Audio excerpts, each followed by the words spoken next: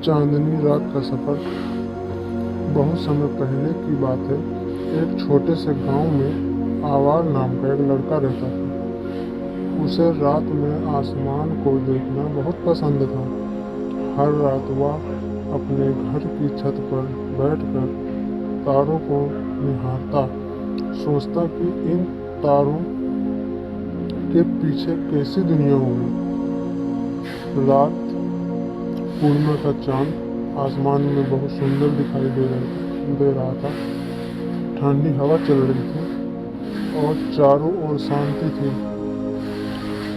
आरव ने आंखें बंद की और कल्पना करने लगा कि वह बादलों के ऊपर उड़ रहा है। धीरे धीरे उसे लगा जैसे वह सचमुच बादलों के बीच बहुत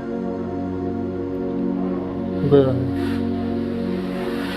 उसके सामने एक सुनहरी पगडंडी थी जो सीधे चांद की ओर जा रही थी। वह उस रास्ते पर चल पड़ा। रास्ते में उसे छोटे छोटे चमकते तारे मिले। वे मुस्कुराकर उसका स्वागत कर रहे थे। थोड़ी दूर जाने पर उसे एक बूढ़ा तारा मिला। बूढ़े तारे ने कहा, आवार लोग दिन भर भागते रहते हैं, लेकिन रात उससे उन्हें आराम के लिए मिलती है। जो व्यक्ति रात की शांति को समझ लेता है उसका मन हमेशा शांत रहता है। आरव ने सिर हिलाया और आगे बढ़ गया। अब वह एक सुंदर झील के किनारे पहुंचा। झील का पानी इतना साफ था कि उसमें चांद का पूरा प्रतिबिंब दिखाई दे रहा था। हवा धीरे धीरे बह रही थी और पानी की लहरें मधुर संगीत जैसे आवाज कर रही थी। आरव झील के किनारे बैठ गया।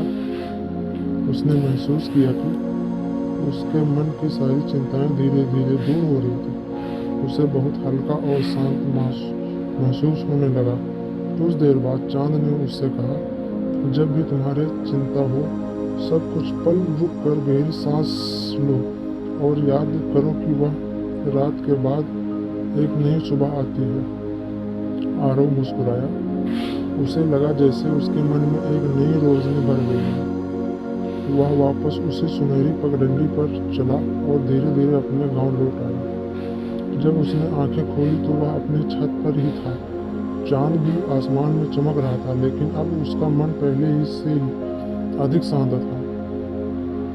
उस रात आरव बहुत गहरी और मीठी नींद सोया और जब भी उसे कोई चिंता होती वह चांद की ओर देखकर मुस्कुराता। धीरे धीरे रात और शांति होती गई। ठंडी हवा बहती रही। दूर खड़ी झिंगूरों की हल्की आवाज सुनाई दे रही थी। आसमान में तारे टिमटिमा रहे थे और पूरे गांव पर एक सुकून भरी शांति छा गई। अब आप भी अपनी आंखें बंद करें।